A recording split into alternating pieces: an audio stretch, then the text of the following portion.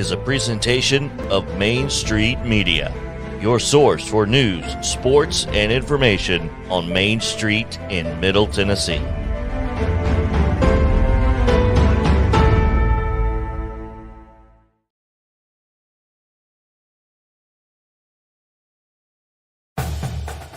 Main Street Media, live from SEC Media Days in Atlanta, is presented by Shelter Insurance of Dixon and Jim Pratt and Heather Clifton.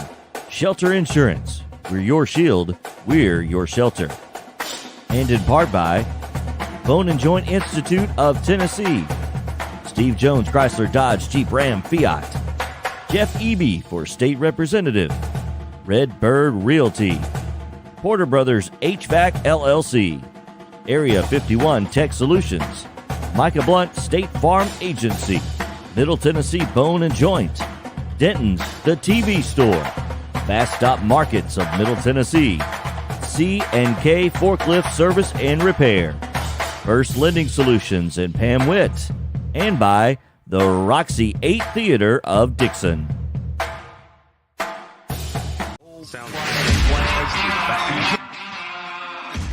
30 years of the best sports talk in Middle Tennessee, featuring Tennessee Radio Hall of Famer George Plaster, Tennessee Sports Hall of Fame coach Watson Brown, and Young Guns Billy Derrick and Michael Cindric. And now, here's your host, George Plaster. Oh, it is good to be in Atlanta, Georgia. Welcome in. This is the College Football Hall of Fame. You can kind of see it in the background, and it's where SEC football media days are underway, and we're thrilled to be here, and we will be here through Thursday when all 14 of the teams will have ended up speaking. Texas and Oklahoma will join us sometime around 2025, or at least that's what they're saying.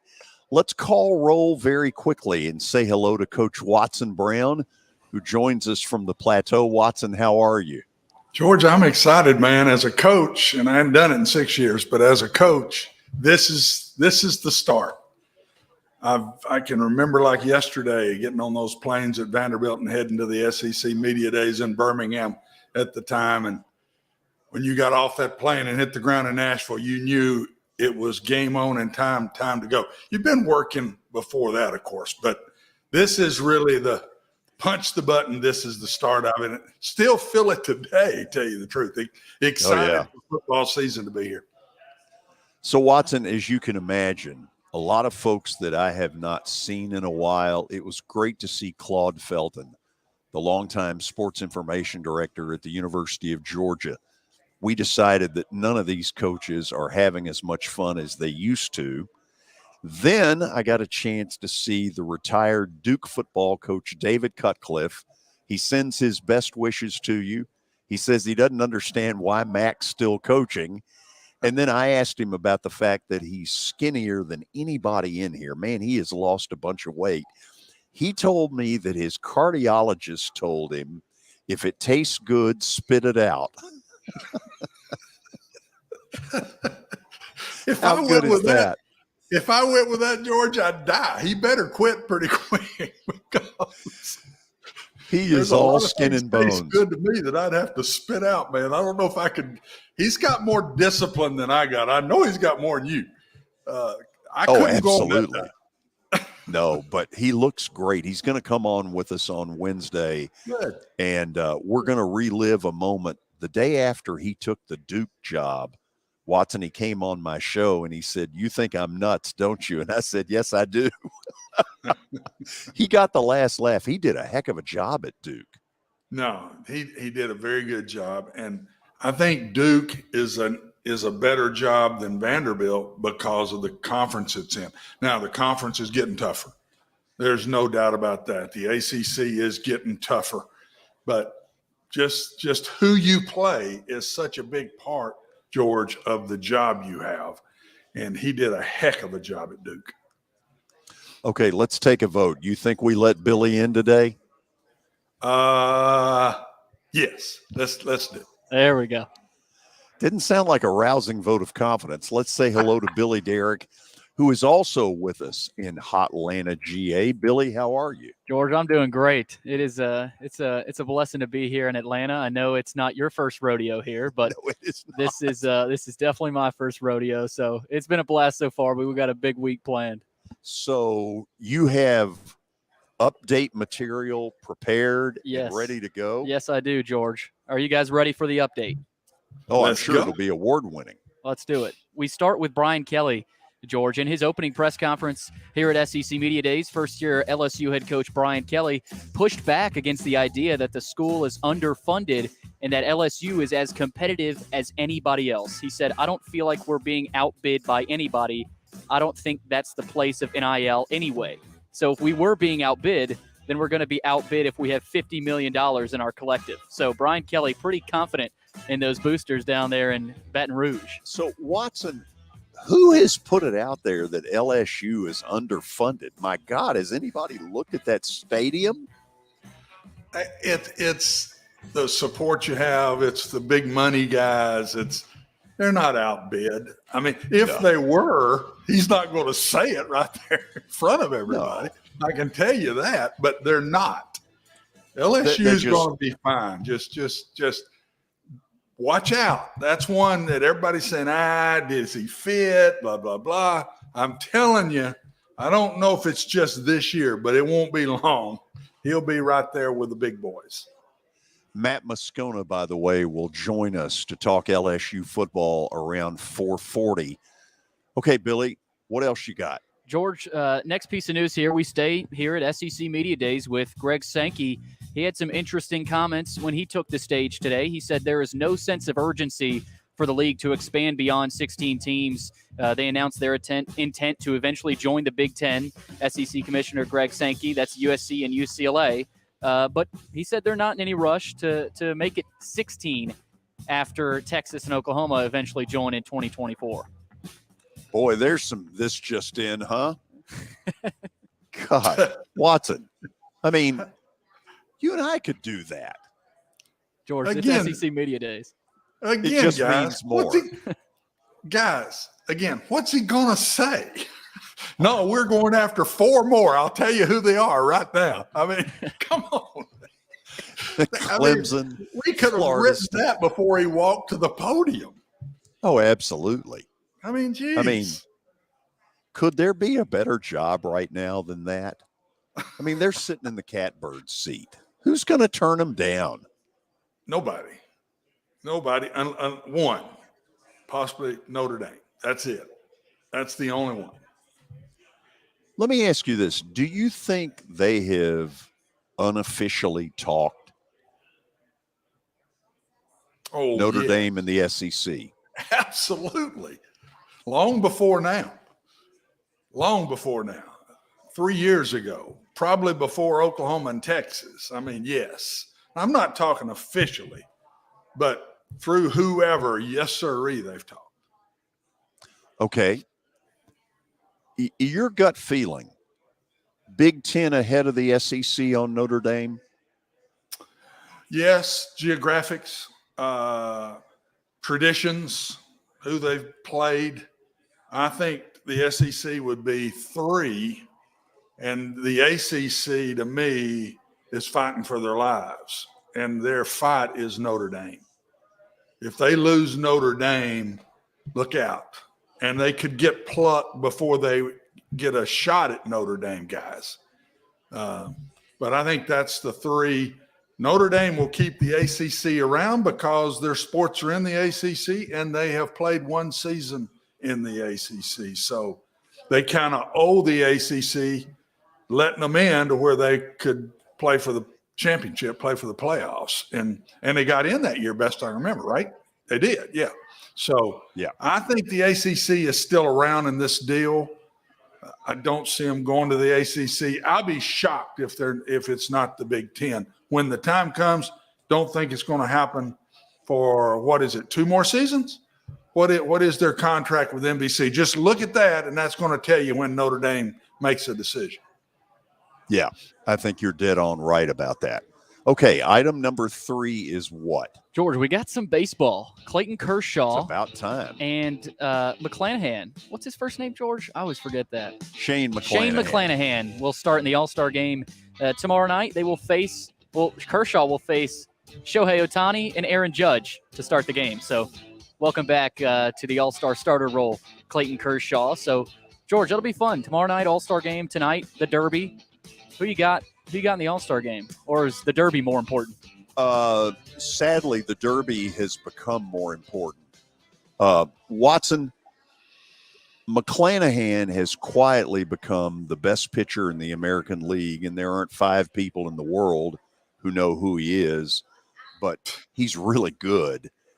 Kershaw got this as sort of I won't call it by any means a PR stunt, because he's had an all-star year. There were others who probably were better pitchers, but this just made sense for baseball that Clayton Kershaw is beloved as a Dodger. This is a good move. Oh, absolutely. I would have been disappointed if he didn't start.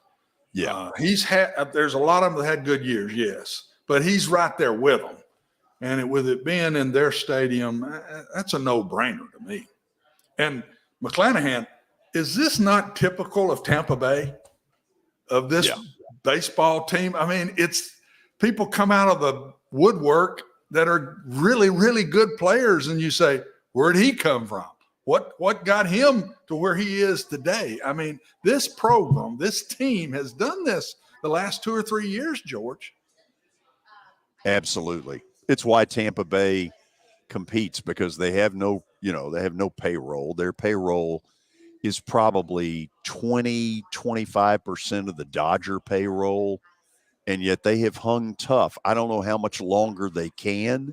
No. And by the way, if you're in Nashville, you're watching that battle very close, because ultimately what Tampa does or doesn't do may well determine whether there is ever Major League Baseball in our city. That'll be interesting. That'll be real interesting to see how that files out, George. Our last piece of news is about a former NFL veteran, Orson Charles. If you remember that name from the Cleveland Browns, of course, in the NFL. Last played in 2019.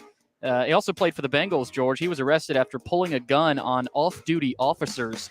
According to a report, he's been charged with aggravated assault after a Friday night incident in the Ybor City neighborhood of Tampa, Florida, as we just mentioned, according to WTSP. So Orson Charles in the news for not a good reason. Yeah, nice weekend. Watson, I don't think much more needs to be said there, does it? No. I'm one of these guys. We're not getting into politics at all, but you got a gun, put them in jail. If you pull a gun on somebody, put him. I got no patience for that. Period. Yeah. Period. Ditto. Watson, let me run through a little of what we're going to do today. We're going to talk some Ole Miss football when we come out of the break. Then at 4:40, Matt Moscona, who covers the LSU Bengal Tigers, good interview with him. At 5 o'clock, Brent Zwerneman from the Houston Chronicle. A year ago, he broke the story that Texas and OU were joining the SEC. If you don't listen to one interview that I ever do, listen to this one, because it is incredible. And then at 5:20, Bill Hancock, the executive director of the College Football Playoff, will join us here at our broadcast table, and we will ask him the question, when is the College Football Playoff expanding? So we got a lot going on. Thanks to all of the sponsors who have made this happen for us in Atlanta. This is the George Plaster Show on Main Street Media Television.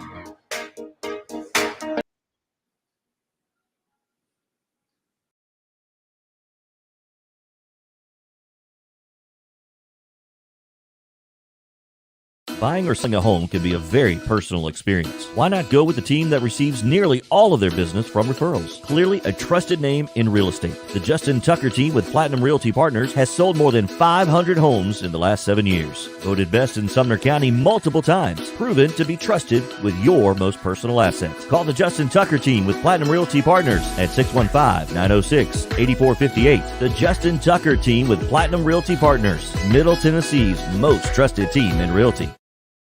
I highly recommend Sumner Funeral and Cremation because of their caring nature and attentiveness to detail. Pre-planning your funeral now will bring you peace of mind and less stress to your loved ones. When the chaos of losing you happens, your family can honor and celebrate your life, knowing things are happening just as you wanted them to. Pre-planning determines the details of your funeral, cemetery services, and can be less expensive. We are honored to serve you and are always here for you in your time of need. Sumner Funeral and Cremation. Traditional, affordable, dignified. SumnerFuneral.com. Jody Jones Dentistry can handle all your dental needs, from the basics to cosmetic procedures.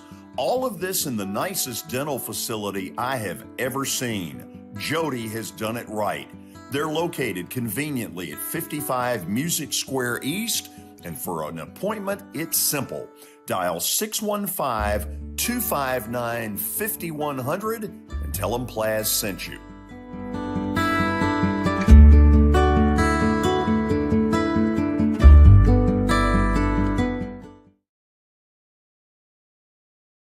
When you're thinking about golf, consider Riverside Golf Links. Under new ownership, the course has improved dramatically. It's now 27 holes, complemented by a 9-hole executive course. Book a tee time now at 615-847-5074 and get ready to enjoy the beauty of golf in the Old Hickory area at Riverside Golf Links.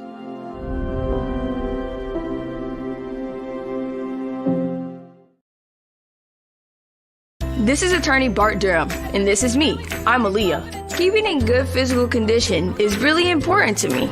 But when I had a wreck with a tractor-trailer truck that hurt my legs so bad I couldn't work for almost a year, I knew I needed a lawyer that understood tractor-trailer cases. So I called Bart. Bart gets millions of dollars for his clients every year. At Bart Durham Injury Law, we've handled hundreds of tractor-trailer cases. My dad and I want to help. Give us a call at 615-242-9000.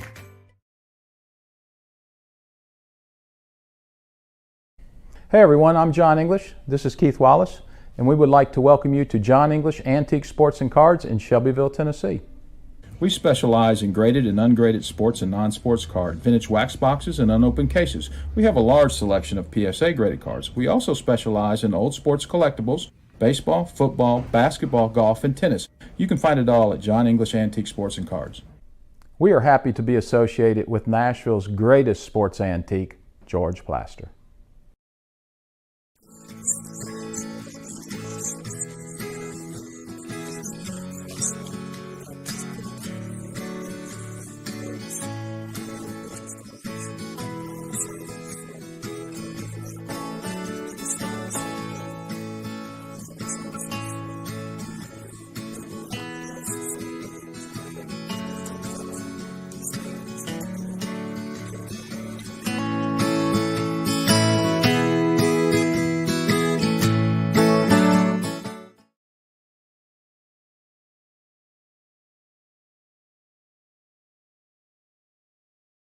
Have you heard about the high levels of radon in Middle Tennessee? Radon gas is the second leading cause of lung cancer, second only to smoking, and has no color, no taste, and no smell. The only way to know if you have radon is to test for it.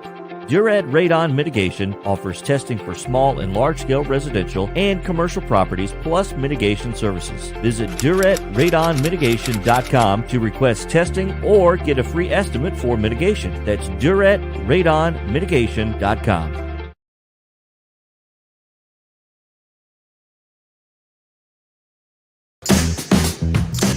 You ever heard this before in television? We reserve the right to change as we go along. We're going to talk LSU football first, then Ole Miss around 4:40. Billy, you have some things you need to say? Yes, I do, George. Again, forgot to get this at the update, but the 4 o'clock hour is presented by the Justin Tucker team with Platinum Realty Partners. So we've got that first sponsor for the 4 o'clock hour, George. And then we also move on. We're talking LSU, so that means Sumner Bank and Trust is the LSU sponsor. So that's what we got, George. And again, kind of scrambling right now. We will get to more information on all of those sponsors. But that's who we got, Sumner Bank and Trust, sponsoring LSU as we're about to talk to Tigers. Okay, speaking of the Bengal Tigers, they were 6-7 a year ago. Ed Orgeron got booted. You knew it was coming, even though he had won a national title a couple of years before that with Joe Burrow. Tons of empty seats at Tiger Stadium. There was a level of dissatisfaction that was very obvious. Brian Kelly goes from Notre Dame to LSU, where he says he has more resources than he did and more chance to win it all. Earlier, we caught up with Matt Moscona to talk about LSU football 2022. Here it is. Matt, let's talk a little bit about what has gone on at LSU. Brian Kelly was a name that for some people came out of nowhere. He doesn't quite fit, to me, the LSU style. Feels a little bit like a round peg in a square hole. So what has it been like? Well, I think the transition's gone exceptionally well, actually. And I like to remind people that the three most successful coaches in LSU athletics history. In baseball is a guy named Skip Bertman, won 5 national titles in 10 years. He's a Jewish man who was born in Detroit and came to Baton Rouge from Miami, which is, of course, Louisiana's heavily Roman Catholic in South Louisiana, Spanish, French. And Skip then became the AD and is still revered here. Dale Brown, who's from Minot, North Dakota, came down and became the winningest basketball coach in the SEC behind only Adolph Rupp. And Nick Saban, who spent his entire coaching career in the Midwest before he came to Baton Rouge and won a national championship. The bottom line is, it doesn't matter where you're from or what you sound like. If it's purple and gold here and it wins, people will love it. So it doesn't matter where Brian Kelly's from, how he says family or what he eats for dinner. If he comes here and he wins, people will support it and he will be revered. But that's the tricky part, is can he take the success that he's had at other places and build upon that here? Because the expectation isn't win games, George. The expectation is to win championships at LSU, and rightfully so. But that's why he's here. He didn't feel like he could get over that hump while he was at Notre Dame, and he is going to be able to get over that hump here at LSU. That's his hope. Well, past history, Matt, seems to indicate that for sure 21 of the starters get to championship kind of level, and then it comes down to the quarterback position. And when you have a Joe Burrow, all that other talent seems to make it happen. Has he got that quarterback? Probably not this year. And that's going to be the key, is finding it. Now, Joe Burrow is an outlier. I don't know that LSU will ever have it. Listen, George, in these parts, when you grow up in Louisiana, all you hear is Billy Cannon. Billy Cannon, Billy Cannon. Halloween run, Billy Cannon, Heisman winner. Forever and ever and ever, Billy Cannon was that. Any conversation about the greatest ever at LSU started with Billy Cannon. That was not even debatable. Billy Cannon has been surpassed by Joe Burrow. He did something I never thought I'd see in my lifetime. So I don't think we'll ever see another Joe Burrow. But can LSU get championship caliber quarterback play? They won a national championship in 2003 with Matt Mock. They won a national championship in 2007 with Matt Flynn. And they played for one in 2011 with the combination of Jordan Jefferson and Jarrett Lee. So LSU's been able to win at a high level here without Joe Burrow. We could certainly have the conversation if the game of college football has evolved such that you have to have a Joe Burrow to win a national championship. I don't know that I necessarily believe that. But this year, no. You got Miles Brennan, who's a sixth-year player, who's only started 3 career games. You got Jaden Daniels transferring in from Arizona State, who started 30 games in his career, but has been both hot and cold. And you got some really young, talented guys who I think Garrett Nussmeier, Walker Howard could be that next generation of elite quarterback at LSU, but I don't know that we see that this year. When Orgeron left at the end of last season, whatever level it was at, it kind of sounds like Brian Kelly's been able to say, okay, wherever the holes were, we're just going transfer portal. And it sounds like he's patched a bunch of it. And that was out of necessity, George. People outside of here may not remember this, but LSU played why would you pay attention to the Texas Bowl with 6-6 LSU against Kansas State? But LSU played that bowl game with 39 scholarship players, and they had a receiver. They had a receiver playing quarterback. Quite honestly, the LSU should not have played in that game. So Brian Kelly came into a roster that had about 50 scholarship players on it. He had to address the transfer portal. Even with a signing class of 25 incoming freshmen, you're not even approaching your number of 85. So he added 15 transfers just to be able to field a team this year. He needed to be able to field a team with guys who had played major college football. So both of LSU's starting cornerbacks this year can be transfers. You got potentially 2 starters on the offensive line that are going to be transfers. You got a starting safety that's a transfer. You might have a starting linebacker that's a transfer. I mean, Noah Cain, the running back from Penn State, transferred in. He's going to carry a lot of the load. I mean, when LSU fans go to the stadium this year, they're going to, or watch on TV, they're going to have a roster in their hands because it's going to take a while to get to know who's who on this team. And like in camp, where they'll put the tape on the helmet with the player's name. I mean, that's not just for freshmen this year. That's for everybody because they're going to have to get to know everybody, top to bottom, coaching staff included. Matt, I've always said if I could pick one place in the SEC that I have broadcast a game, it's LSU. Tiger Stadium at night is the cat daddy of all of them. It was shocking to me to watch some games a year ago and see the erosion. Is it like that? Kelly comes and that problem is gone? So I think there's 2 parts to the answer. Number one is Tiger Stadium is similar to every other place in that the at-home viewing experience happening at the time of major college stadium expansion is just going to lead to smaller crowds. For LSU to get 103,000 people in Tiger Stadium, it's going to take a night game against Alabama, a top 5 matchup, something like that. But specifically what you were saying, where you look up and you see 60,000 people in the stadium and it's rather lifeless, I think you're immediately going to have a jolt. And Tiger Stadium is still as good a big game atmosphere as you will find in any sport anywhere. When the stars align and it's a night game and there's a big opponent coming in and people are rowdy and ready and the Tigers are playing for something, Tiger Stadium is special. I mean, it's exactly what you just described, and that is legitimate. The Brian Kelly factor will add immediate juice, but they got to win, George. They got to win. I mean, if they lose the opener to Florida State and they drop their first SEC game to Mississippi State, there's going to be this exhale and a here we go again. And it'll take time. People will actually be really upset. But whenever you might see that crowd build again, it might take. It's going to take winning. It's going to take winning to get people back engaged. Wouldn't hurt if the first Sunday night of the year at the Superdome, Florida State turns out to be a win. Do you think it will? I do. What's amazing?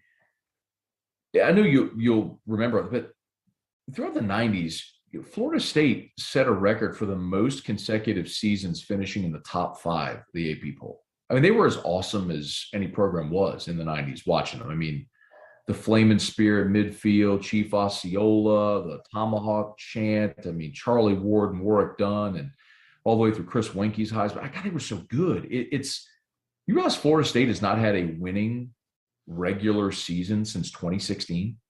So last time they had a winning record in the regular season. Hard to believe. It is. It's been a half decade. They were 9-3 that year and went to the Orange Bowl under Jimbo. I like Mike Norvell. I just think he still has a major rebuild on his hands. From 3 wins 2 years ago to 5 wins last year. I don't know that they get over the hump against LSU this year. And keep in mind also that Brian Kelly's Notre Dame team last year opened up against Florida State. So he's going to have familiarity game planning against that. And the same can be said likewise for Florida State game playing against Brian Kelly. But the personnel, I think, is the difference. Brian Kelly's going to know Florida State's personnel, played against them a year ago, and And the game's in New Orleans, which is a de facto home game. So I do think LSU will have a decided advantage in that game. I do think – I don't think they run away with it, but I do think LSU does win that opener against Florida State. I'm laughing. It's more than a de facto home game. It'll be an absolute overflow. Let me ask you this last thing I want to kind of run by you. It's obvious LSU has had this great recruiting base in the state, down into the Texas, Houston area specifically. How much has Kelly expanded that with his background? Yeah, it's a really good question because that's a big hot button here right now. LSU's been on this pretty hot recruiting run here in the last 2 weeks, but they've only got 3 commitments of their 15 from inside the state. And some of the biggest prospects in the state of Louisiana this year are already committed out of state. And listen, in fairness, you got to give Brian Kelly and the staff time to develop relationships here and for the recruits to get to know him and how they're going to play, and all that's true. So time will tell. But what they've been able to do in that interim, right, as they start to build those relationships in the state of Louisiana, is tap into what you just talked about, is cast a wide net nationally, because that's what Brian Kelly had to do at Notre Dame. Jamar Cain, the defensive line coach, came in from Oklahoma. Well, he was recruiting nationally at the defensive line position. A lot of guys that he had offered at Oklahoma had LSU offers. So he said, look, I was recruiting you at Oklahoma. Come play for me at LSU. And he's had tremendous success there. The second highest rated commit in the class right now is a guy named Jackson Howard. They've gotten guys out of Indiana, out of Michigan, out of the East Coast, the Maryland area. So yes, they have taken advantage of those relationships, because I think it is the advantage that they have right now out of necessity until they build some deeper relationships in Louisiana. That's a little bit of LSU football with Matt Moscona, and we appreciate him taking the time. Watson, I'm going to pull up LSU's schedule here in just a second. The good news is that they have 2 cupcakes in the first 4, but notice from October the 1st until November the 12th, what is there? That becomes a murderer's row. Well, that's SEC. I mean, you can put up every team in the SEC schedule, and there's going to be one of these. And he's going to learn real quick, like, it's not playing one of them. It's playing 4 and 5 of them in a row. I think they'll be better than they were a year ago. I would be surprised if they jump up into the upper echelon, George. I don't know how much time we got, so cut me off if Go ahead. But it's such a major advantage. I've looked at this all summer. It's such a major advantage to coach in today's world. A lot of people are saying it's a disadvantage. It's an advantage when you're down in numbers and you've got to recruit 25 a year and you couldn't get transfers. I mean, an older kid was a junior college guy. A transfer kid in my day had to sit out a year. I would love to have had Eric Jones walk in the door and play immediately when he transferred from Northwestern. This is such an advantage. Ole Miss, 14 transfers. LSU, 15 transfers. This didn't happen in the old days. You can fix a team immediately. Whereas if I didn't have a quarterback, it had to be a high school kid. It had to be a junior college kid, and that guy wasn't going to be good enough, not in the places I was coaching. And it was going to have to be a transfer that had to sit out a year. There are so many advantages, in my opinion, to coach today to fix something quicker, George, than you could in the old days. So LSU could be back even this year in an 8-winish, 9-winish deal to me, but be really back by next year. Watson, would you take 8 wins and never play if you're LSU? Probably, just because of that schedule you looked at, and I would have added one to that. Mississippi State at home will scare them to death. Last time Mike took his team there, he killed them. I mean, it was embarrassing. Mississippi State is a hard win because of that offense, a very hard win. And I would even throw that one into the mix. Okay, we'll go to the break on that. We've got LSU in kind of a weird deal. Ought to be a good start to the season, but from October the 1st until the middle of November, man, does it get tough. When we come back, we'll talk about one of the teams that hit it big a year ago, the hotty-toddy Ole Miss Rebels. This is the George Plaster Show on Main Street Media Television.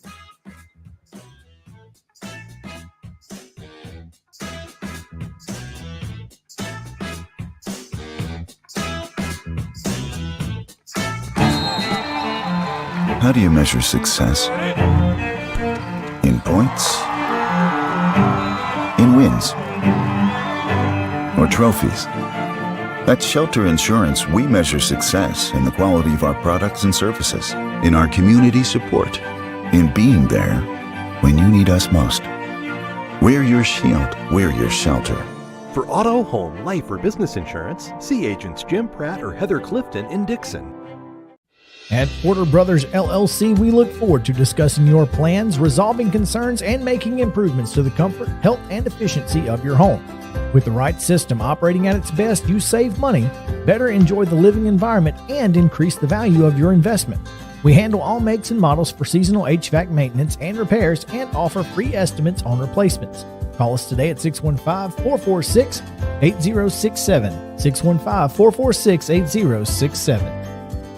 Serving Williamson and surrounding counties, Bone and Joint Institute of Tennessee offers comprehensive orthopedic care with 16 subspecialized physicians. Our practice provides high-tech care with a hometown touch. We offer physician clinics, physical and occupational therapy, advanced imaging, and surgical services, including interventional procedures. Call us at 615-791-2630. We're Bone and Joint Institute of Tennessee. High-tech care with a hometown touch. As a two-term county commissioner, we built the County Justice Center and the Burns Middle School, all while maintaining a budget surplus. We were able to secure additional funding for all of the volunteer fire departments to get the vital equipment that they need to do their job. I fought on the front lines in Iraq. With your vote, I'll fight on the front lines in our community to give you a voice. Let's do this together. Paid for by Jeff Eby for State Representative, District 69.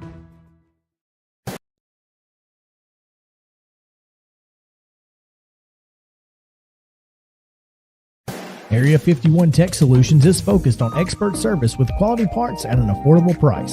Their passion is custom-built gaming desktop computers, virtual reality setups, and gadgets, but they also specialize in servicing and repairing all major brands of electronics, including computers, tablets, cell phones, HD TVs, and game consoles. Based in Dixon, they service Middle Tennessee from Clarksville to Murfreesboro and Portland to Columbia. Call them today at 615-379-8113 or visit area51techs.com. When you think about buying a new or pre-owned car, you might immediately feel anxious about pushy sales staff and being forced into a decision that might not be the right one for you. Our team at Steve Jones Automotive in Dixon is nothing like that. We want to help you find the perfect car, not just the first car you test drive. When you visit our dealership, you'll also see the pricing up front without having to haggle or ask for a special discount. We want to earn your business for life. Come experience the progressive car buying experience with no pressure at Steve Jones Automotive in Dixon, Tennessee, just a short drive from Nashville and the surrounding area. Founded in 2005, Pamela Witt, First Lending Solutions, has a reputation of consistently offering the lowest possible rates and, above all, providing outstanding customer service. Pamela Witt, First Lending Solutions, takes pride in treating our clients with honesty and integrity. We provide excellent service and experience you can trust for all your mortgage needs, proudly serving all of Tennessee. Apply today. Call Pamela Witt, First Lending Solutions, 858-518-1506, or online at www.firstlendingonline.com. NMLS number 314276, ID 135932.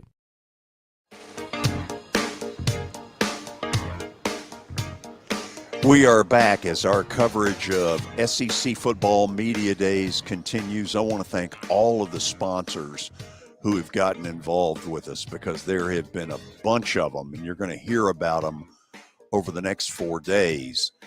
We're going to talk about one of the teams that took a leap that I'm not sure anybody saw coming to the level of the leap, and that is Lane Kiffin's Ole Miss Rebels. They were 10-3 a year ago, and the truth of it is, if Matt Corral had not gotten hurt in the Sugar Bowl game against Baylor, they'd have probably won that as well and really propelled into some big-time national talk. Watson, let's talk about Ole Miss for a second. What do you think it is he did so well so quickly? Because I don't think anybody saw it rising like this. I think the big thing to me was turning Matt Corral into a great player. That he walked into some pretty good players. The place was not dead in the water when Lane took it over. I think Lane is one of the sharper guys in the SEC. And I think he's matured a lot also, and he's not getting off track as much, not talking about as many things. He's still Lane, but at the same time, George, I think it's Matt Corral. When he took him, and he was just one of the guys when he got there, and he made him a great player, and basically Matt carried him, I thought, last year. Oh, he absolutely did. Give me what you think Lane Kiffin's role was in that kid's development. And I asked that because I think you and I both agreed 3 years ago he looked like a stiff. I think he grew and he matured while he was there, but I think it was Lane. I don't know who coached him, on the field, but Lane was the mentor, 100%. I promise you he was. And taking him to the level he did, then he grew as the leader, and then everybody responded to him. They waited on him. His toughness, his attitude, that would go straight through the whole team. I mean, he'd line up and run over a linebacker. He had 100 yards rushing in one game. I mean, different style of quarterback, and yet was the leader of that team and was the playmaker on top of it. So I think that was the big piece. Watson, he's got, it appears to me, 2 cupcakes early in Troy and Central Arkansas. Then they go to Georgia Tech for a game that on paper they would be the favorite. They'll certainly be favored over Tulsa. So he's gone, it seems, the right route that you always talk about, which is make your non-conference 3 of them pretty automatic, and then a 4th that you're 50-50 on. Would you buy that? Yeah. And if you look at most of the SEC schedules, that's the way it is. Some of them all 4, but for sure 3 that should be wins, and then a 4th one that might be home and home. Georgia Tech is not up to Ole Miss's standards and talent, in my opinion, but it is an away game. It is an away game, and that would be the only one that anybody is going to have a shot at them. But George, I don't know why everybody in the SEC wouldn't do that. When the next 8 you play, including Vanderbilt, Missouri, they can beat you, and everybody else, dadgum sure can beat you, and probably some of them going to be favored over you. So I don't blame any of these SEC schools doing that. What do you think they were able to do when he got there? They were god awful on defense, and they got just good enough to allow that potent offense to simply win for them. What do you think they did on defense? I think they simplified, looked to me like they looked like they reacted better. They ran to the ball better. They tackled better. There wasn't the big gashes that sometimes when you're doing complicated things or wild blitzes that all of a sudden there's a gash that goes for 80. I didn't see that as much last year. But his style of offense, George, leads. They're never going to be anywhere close to the top in defense in the conference with his style. They go so fast. It's a total different deal. They don't run a play to set up another play. They just call plays to beat you to the spot. And all of this RPOs, if you get too many in the box, they're going to throw it outside. If the box is loose, they're going to run it. All those decisions are made within 5 seconds. And that style of offense is going to make the games longer, and your defense is going to have to play more plays.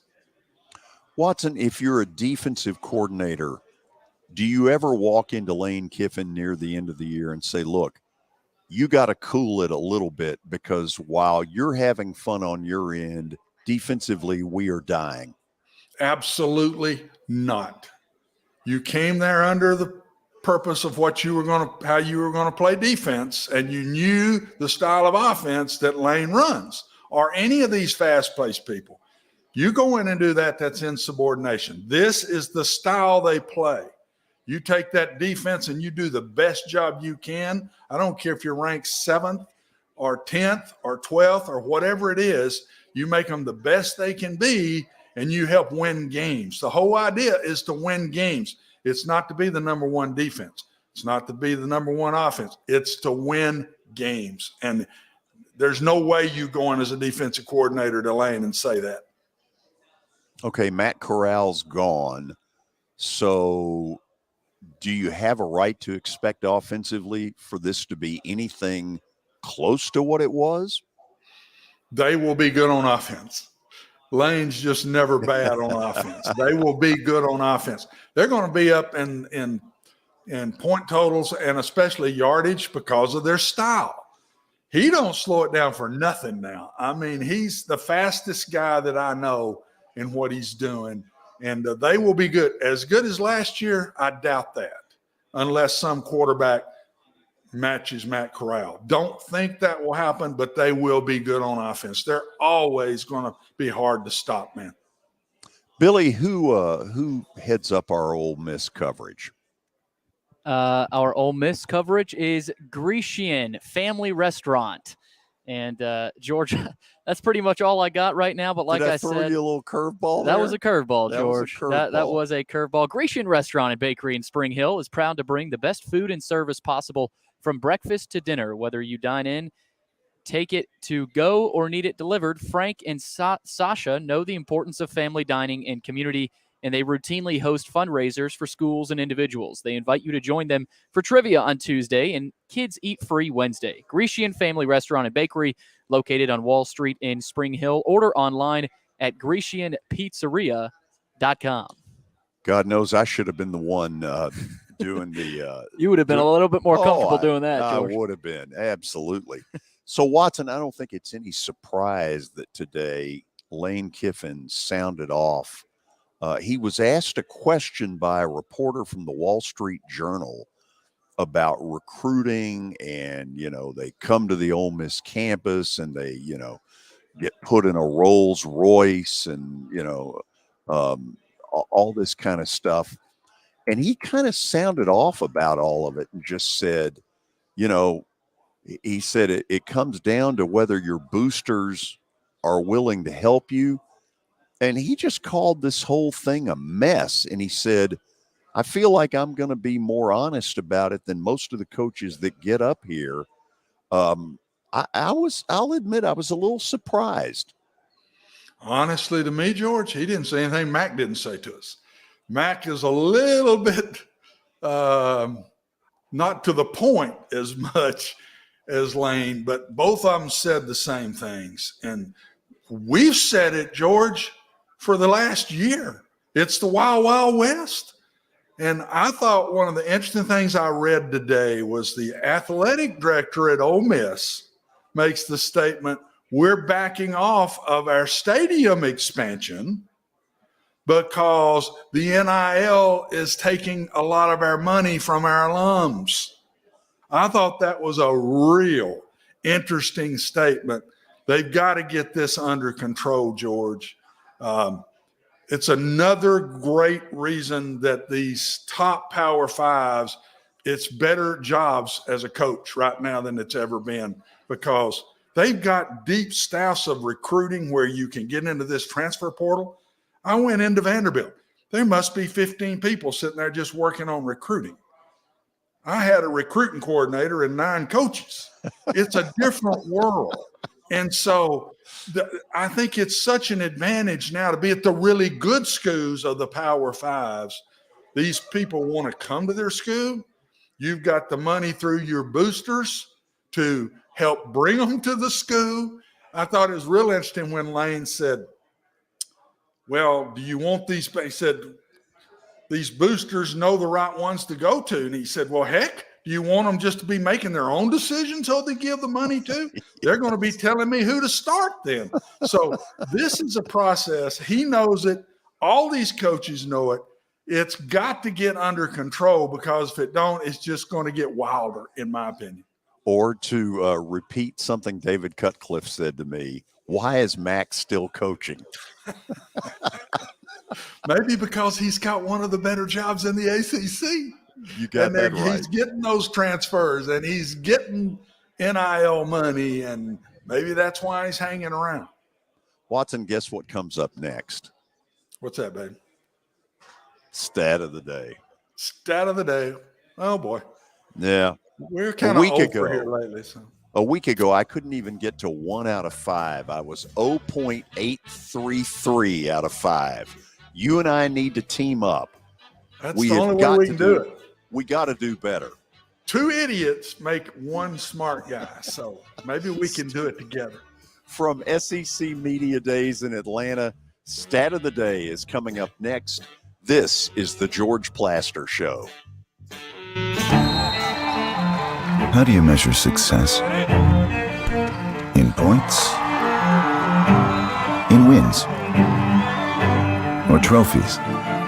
At Shelter Insurance, we measure success in the quality of our products and services, in our community support, in being there when you need us most. We're your shield. We're your shelter. For auto, home, life, or business insurance, see agents Jim Pratt or Heather Clifton in Dixon. Mid-Tennessee Bone and Joint treats your orthopedic injuries and existing conditions. Our trained physicians will get you back in the game faster. Contact us at 931-381-2663 or www.mtbj.net. Don't overpay for your next home entertainment system. Visit the folks that have been selling, installing, and repairing TVs, stereos, and more for the last 40 years. Denton's, the TV store in Dixon, has the largest selection of high-end TVs on display. Denton specializes in professionally designed unique TV, audio, and video systems for the whole house, man cave, or outdoor space. Stop by in the Dixon Plaza across from Kroger or call 615-446-2222. Denton's, the TV store. It's in the name. At Redbird Realty, we are committed to providing you with the highest quality service in not only finding your cherished home, but also a wise investment. With over 27 years experience in the real estate industry, we offer high quality service, and we treat our clients the way that we would like to be treated. When you're ready, we would appreciate the opportunity to learn more about your real estate needs and answer any questions you may have. Call us at 615-476-2879. 615-476-2879. With 14 locations across Tennessee, family-owned Fast Stop Markets knows you need simple. The one-stop shop for fuel, food, and more now offers Fast Stop Perks, an easy-to-sign-up rewards program that turns your purchases into points that you can spend like cash. You can also win prizes, join clubs, and save big.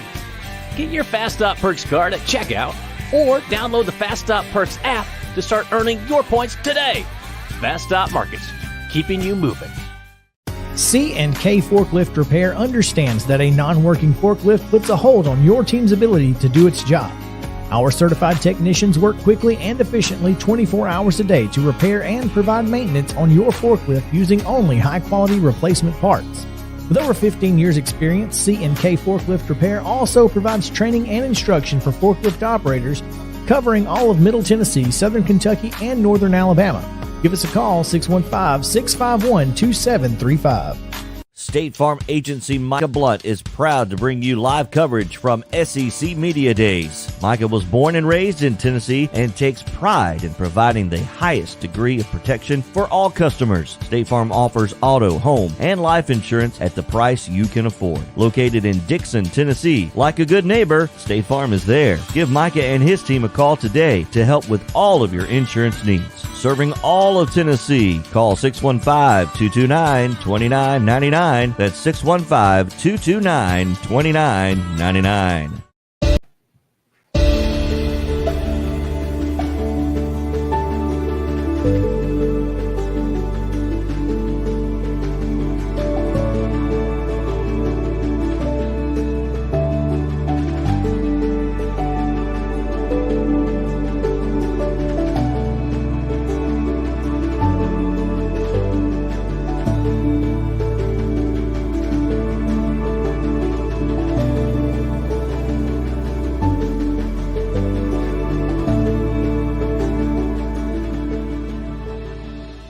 Mid-Tennessee Bone & Joint has been the official sports medicine provider for Murray County Schools for more than 40 years. We specialize in orthopedic injuries, and our Ortho Quick walk-in service lets you bypass the ER. Visit us online at www.mtbj.net.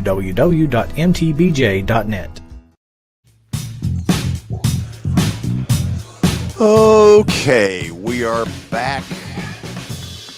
The best thing I can tell you is that once we bomb on this stat of the day, we've got an incredible interview that you're not going to want to miss with Brent Zwerneman from the Houston Chronicle. He broke the story a year ago that Texas and OU were headed to the SEC, and boy, has he got some info that is terrific. So, Watson, I've stalled around. Are you ready to hit the dumper here? I'm ready to bite the dust again. Let's roll. Okay, let's see what we've got. All right. Yeah, go ahead, Billy. George, were you about to read the stat of the day? Okay, you're reading it now. I guess. Go ahead. All right. In the last 60 years, how many college football head coaches have won a national title at their alma mater? Well, okay, hold on a second. You need to be fair about this and tell us how many, and then we see how many of them we can get. Working on that now, George. I will have that answer to you. Yeah. Jeez. Meantime, you can do a little brainstorming. You can wave the white flag on this one. No, hold on a second. Watson's already given up. Hold on a second. No, absolutely not. We're not about to give in that easy. Let's start with this one, Watson. Wouldn't Gene Stallings be on that list? Gene Stallings didn't go to Alabama, did he? Did he go to A&M? I think he went to Texas A&M, babe. Oh, well. Okay, George, there are four. Okay, there are four. And Gene Stallings is not one of them. Okay, just hold on. Bear Bryant is one. We know that. Hold on. Watson's right. Okay. Bear Bryant is we've one. We're already up to 0.25. Mm-hmm. And he won 6, right? Yep. Okay. So we've got 4 to go. No, we've got Three. 3 to go. 3 to go. I thought you said it's 9. No, there's 3 4 of them. There's 4 total. 4 total coaches. Yes. Of these 60. No, hold on. You're not getting the question. In the last 60 years, there are 4 college football head coaches who have won a national title at their alma mater. Okay. Okay. You got Bear Bryant. That's one. We got Bear Bryant. It seems like we've hit a rut here. Watson, did Gene Chizik go to Auburn? I don't think so. Okay. Let's think about national titles here. Gosh, we're bombing at this. LSU, Southern. Was John Robinson a Southern Cal guy? This is going very well. What do you mean it's going very well? We got 1 out of 4. You just keep getting another percentage on. You might be at 1 total now. 0.25. Hold on, Watson. We got to do better than this. I'm embarrassed. That's a hard question, man. You're talking about 100 and something schools. These haven't been gimmies. No, I know it, but I'm not willing to give up just yet. We got to go to the break, George. To heck with the break. We don't have a break. George, you know what? You're right. You're right. George. Let it go, boy. No, hold on a second. I want to get one more of these. Vince, those of you. No, he went Good to guess, but no. He went to Auburn. Go ahead and put them up there. What the heck? Here we go. In the last 60 years, these 4 Lord. head coaches have won a national title. Kirby Smart, Bear Bryant 6 times, Steve Spurrier in 96, and Philip Fulmer in 98. Watson, we should be embarrassed. George, it's 100 and something schools, man. We're sitting here staring at a wall. I know, That's but not we've got to easy. do better. 0.25 out of 1. Okay, our number 1 is done. Now we're going to get you to the interview that all of you are going to want to hear. This is Brent Zwerneman from the Houston Chronicle. A year ago at the SEC Media Days, he broke the story that Texas and OU were joining the league. Here is that interview. Go back a year ago to your breaking the story that Texas and Oklahoma were joining the SEC. And I think you told me this on the air, that when you approached Greg Sankey that he looked like he'd swallowed a hand grenade. He did. I caught it. It was one of those things, George, where if I had heard this news while I was sitting in the Bryan College Station Bureau, the Eastern Chronicle, which is actually a converted garage in Bryan, Texas, where I'm old school. I'm one of the last bureaus left, but based in College Station. Had I gotten that news there, I would have been calling the SEC offices. I'd have been trying to reach Greg Sankey any way possible. In this instance, I was able to walk downstairs, find him on Radio Row, and yeah, he caught himself a little bit, and kind of said something along the line, "Where did you hear that?" And then he caught himself and said, "No comment, rumors are swirling," which that rumors are swirling response happened to match up with what Texas was saying too. When we got response from them, they actually used that term, rumors are swirling. So there to be some connections there. And then, and he and I visited with that later, and he knew I did what I had to do in that moment. But it was unique in the sense that it was at SEC Media Days in Hoover. So I was able to just walk downstairs as opposed to making phone calls. And that was all by coincidence, George. As I told you last year, that all stemmed from me doing a 10-year anniversary story on then A&M President Bowen Lockton saying the Big 12 is in a state of uncertainty. And I was looking for summer stories. And it so happened that based on that and having some of those old timers go back and forth is what led to that. And it so happened that the Texas OU story broke on July 21st, 2021, 10 years to the day after the other story that I broke about A&M saying the Big 12 was in a state of uncertainty. So it was 10 years to the day, and I also know that day because it's also my anniversary, which my wife has reminded me. Happy anniversary. Yeah, thank you. We actually celebrated before I head to Atlanta for SEC Media Days this year. Yeah. This is probably a dumb question, but I'm going to ask it anyway. This move has created complete chaos in college football. And we've seen 14 million moves in reaction to it since then. Do you think there was ever a point where Greg Sankey in a private moment said, I need to tell Texas and OU to stay where they are for the good of the game and not necessarily the good of the SEC?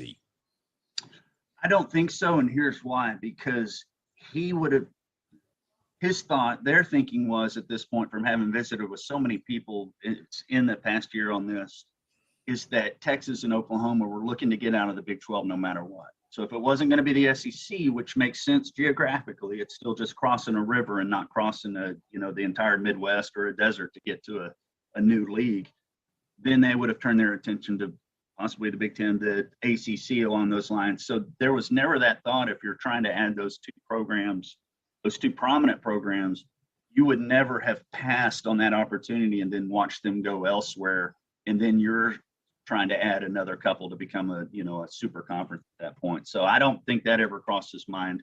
When Texas and Oklahoma came to him about that, I think it was full throttle go from the beginning with no looking back, with the idea that they could add these two programs, these two ones who had had success, particularly in football, historically, as opposed to them going to another conference and causing him a little more consternation on that front.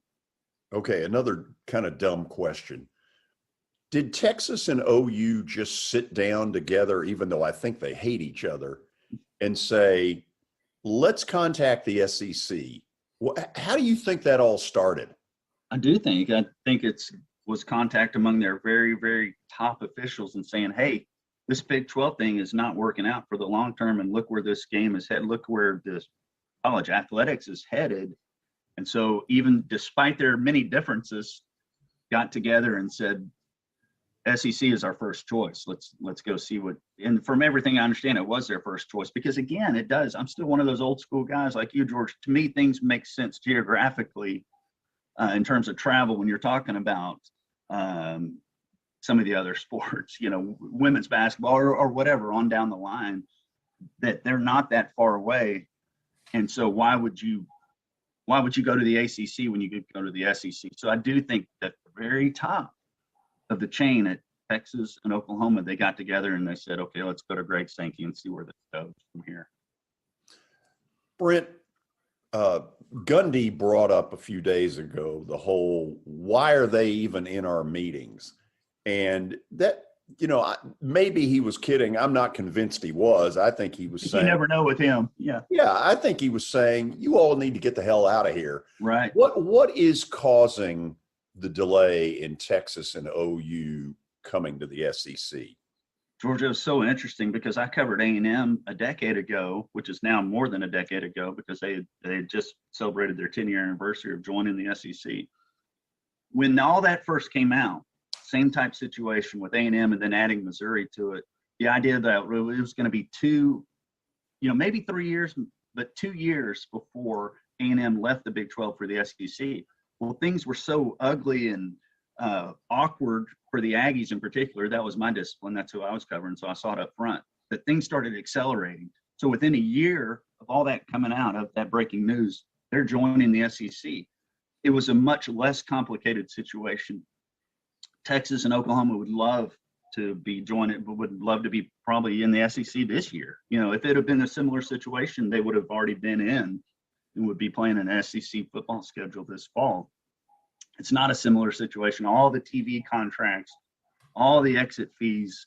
The Big 12 was able to survive a decade ago because it still had Texas and Oklahoma. Now you're losing your two bell cows at that point, and then you're facing some big time issues. So it all proved to be a much more complicated situation than what Texas A&M went through a decade ago when the Big 12 was saying, okay, you want out, go ahead. And they're sitting there thinking to themselves, well, we still have Texas, we still have Oklahoma. This can still be a viable league, even though they had also lost Nebraska even before that. Much more complicated situation, especially from a way an A&M athletic administrator explained it to me. The TV contracts in particular are what makes it seem like they would not be able to exit prior to now 2025. Of course, July 2025 is the official date. Everyone seems to think it'll be maybe 2024. But the idea, he said, it seems like it would be almost next to impossible for it to be 2023. But you and I both know contracts can be torn up if the right money comes along, if the right donor, the right you got it, the right booster at Oklahoma comes along and says, okay, fine, I'll pay that exit fee or whatever it is. Because my understanding was as well, Texas could have done it sooner with its financial backing. Oklahoma wasn't quite in that position to make that move by say 2022 or 2023. Okay, I want to pick your A&M background up here. I've known Ross Bjork for a long time, going back to when he was the athletic director at Western Kentucky. Okay. I know I'm paraphrasing, but I think he said something to the effect, when your story got out, over my dead body is Texas coming into this league. Did he really not know anything? He had had an inkling. He had it was like a few of us, you hear things along the way. A&M's immediate response was no. Texas A&M is going to be, Mike Slive said, Texas A&M is going to be the only school from the Lone Star State in the SEC. Well, it was obvious right away that was not going to hold up. So once the top brass at Texas A&M really got together, they within a few days, I can remember being at my brother-in-law's pool in Bryan, Texas, off to the side with my laptop while the kids are swimming and hearing from A&M that they were going to change directions, that this was going to be, all right, bring it on. Let's renew the rivalry. And to me, from the very beginning, as a fifth-generation Texan, how can Texas and Texas A&M not play every year, in terms of the money? And I know that's still being discussed in terms of annual rivalries and so forth. But to me, it made sense from the beginning. And then A&M said, okay, we can't stem this tide in terms of saying, no, we don't want Texas in the league because the future of college athletics and the way things are rolling, yeah, they need Texas and Oklahoma to make sure that the SEC stays the number one conference in the nation. So, yeah, it was a sense of they didn't want to believe it was happening, but once they found out that it truly was happening and it was really going to happen, then they begrudgingly got on board, George, at that point. Easily said, huh? Yeah, I want to say the Regents vote was something like off the top of my head, like 8-1. There was one holdout going, no, but the rest of them said, okay, this is for the good of the SEC and not necessarily just for the good of A&M. Although in my mind, it's also for the good of A&M because the money that game brings in and the renewing of that rivalry and knowing that when Texas basketball comes to Reed Arena at Texas A&M, it's going to be a sellout and things like that. That's all good for these programs, and especially the way things are headed on the money front. I'm going to run a theory by you, and this may be where you say, this is the dumbest stuff he's put out here yet. But I hear this a lot in the Southeast, a lot of this. Well, Texas and Oklahoma, they've got a bunch of J.R. Ewing wannabes, and they've got this attitude, and they think they're coming in, and they're going to tell the conference how to run. And by golly, they're just another in a series of them, and Alabama's stronger and Georgia's stronger, and they're not going to tell this conference how to operate. Do you think there's going to be some of that kind of attitude early? I don't think so, because I've done this for a quarter century now and have seen how Texas has always been the big guy on the block, even if their results haven't been on the field the past decade. In terms of calling the shots, they called the shots in the Southwest Conference, which was one of the reasons it broke up. They called the shots in Big 12, which is why Nebraska, or at least thought they called the shots, tried to call the shots, which is why Nebraska and Tom Osborne, they got out of there. We're out of here.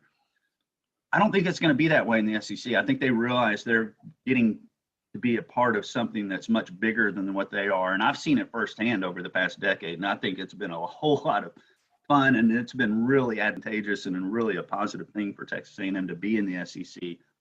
I think Texas realizes that. I don't think it's going to be a situation where the Horns, and I can't really speak for the Sooners because I don't think that they were never in that same position in the Big 12 in terms of being like Texas and trying to say, hey, we're the Joneses, as Lost Odds used to say. So I really don't think it's going to be that situation. I don't think it's going to be, look at the Longhorn Network. It's probably going to dissolve or be mixed in with the SEC network or whatever their plans are for that.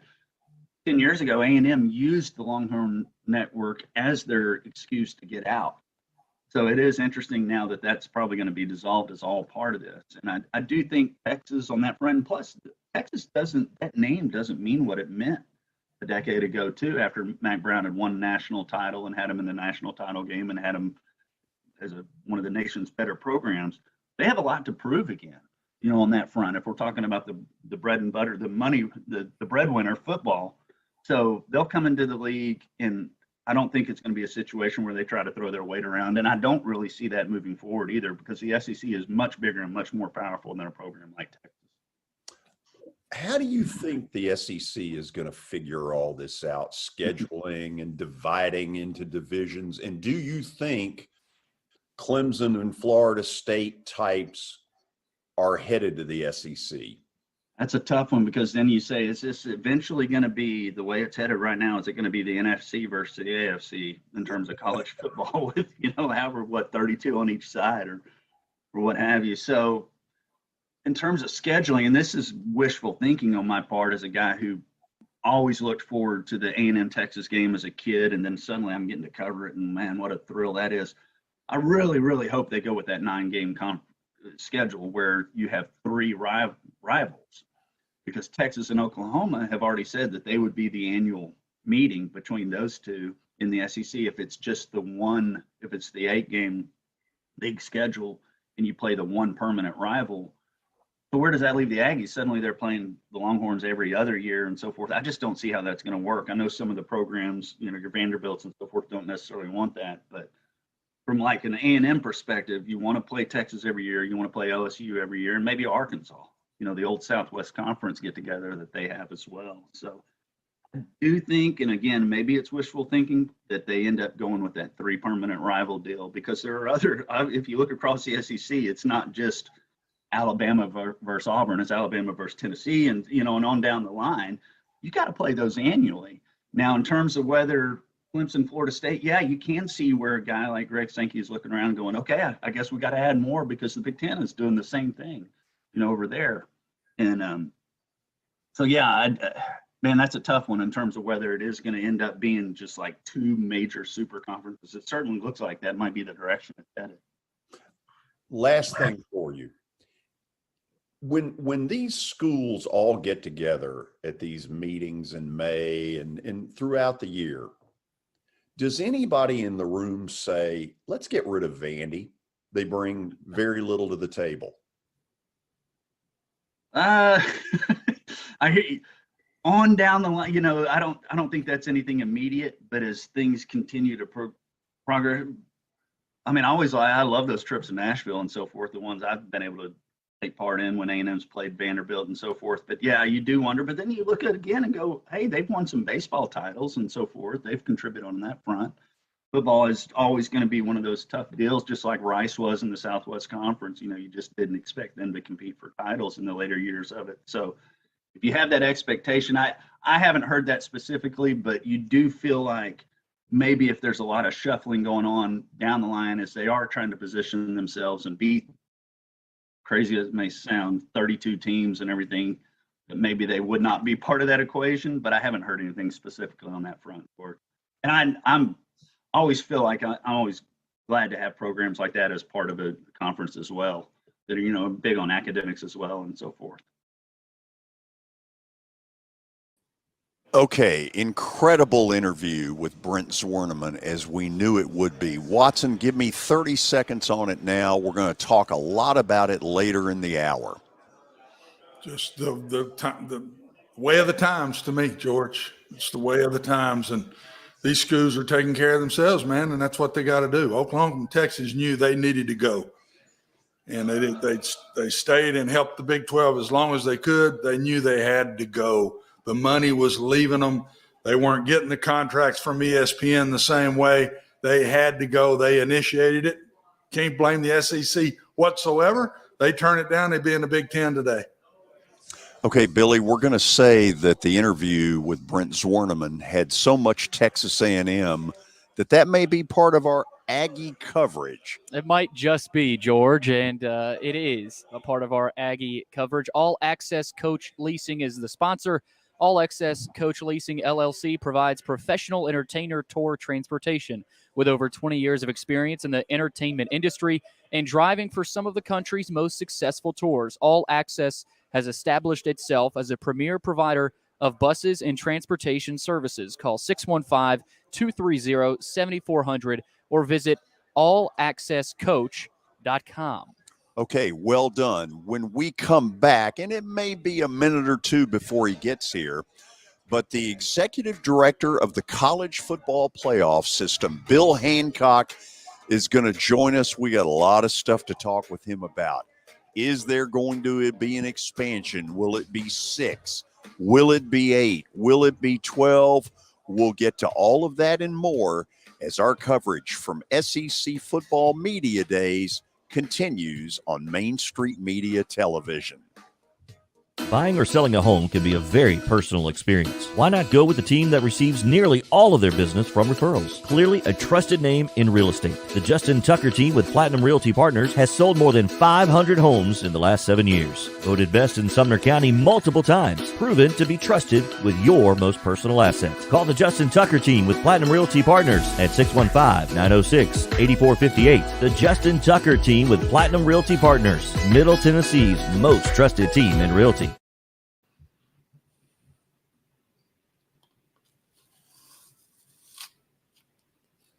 I highly recommend Sumner Funeral and Cremation because of their caring nature and attentiveness to detail. Pre-planning your funeral now will bring you peace of mind and less stress to your loved ones. When the chaos of losing you happens, your family can honor and celebrate your life, knowing things are happening just as you wanted them to. Pre-planning determines the details of your funeral, cemetery services, and can be less expensive. We are honored to serve you and are always here for you in your time of need. Sumner Funeral and Cremation. Traditional, affordable, dignified. SumnerFuneral.com.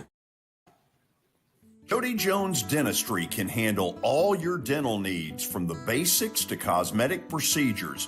All of this in the nicest dental facility I have ever seen. Jody has done it right.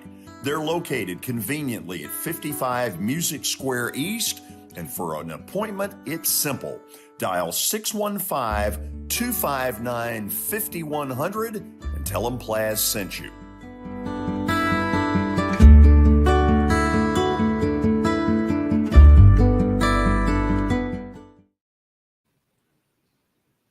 When you're thinking about golf, consider Riverside Golf Links. Under new ownership, the course has improved dramatically. It's now 27 holes, complemented by a 9-hole executive course. Book a tee time now at 615-847-5074 and get ready to enjoy the beauty of golf in the Old Hickory area at Riverside Golf Links.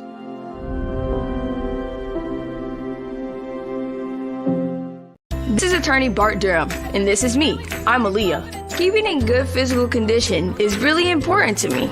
But when I had a wreck with a tractor-trailer truck that hurt my legs so bad I couldn't work for almost a year, I knew I needed a lawyer that understood tractor-trailer cases. So I called Bart. Bart gets millions of dollars for his clients every year. At Bart Durham Injury Law, we've handled hundreds of tractor-trailer cases. My dad and I want to help. Give us a call at 615-242-9000. Jody Jones Dentistry can handle all your dental needs, from the basics to cosmetic procedures. All of this in the nicest dental facility I have ever seen. Jody has done it right. They're located conveniently at 55 Music Square East, and for an appointment, it's simple. Dial 615-259-5100 and tell them Plaz sent you.